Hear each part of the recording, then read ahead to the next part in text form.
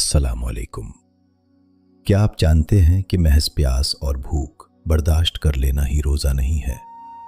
आज हम इन 5 खतरनाक गलतियों का जिक्र करेंगे जो आपके रोज़े को ज़ाया कर सकती हैं। पहली बड़ी गलती, ज़बान की हिफाजत न करना।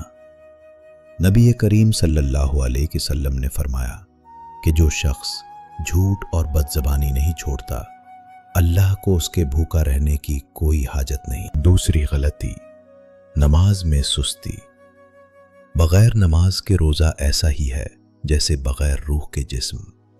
रोज़े का असल मकसद अल्लाह का कुर्ब है जो सजदों में मिलता है। तीसरी गलती, गुस्सा निकालना। सुन्नत नबवी सल्लल्लाहु अलैहि वसल्लम ये है कि अगर कोई आपसे लड़ना भी चाहे तो मुस्कुरा कर कहें, मैं रोज़े से हूँ। चौथी गलती, फजूल कामों में वक्त ज़ाया करना।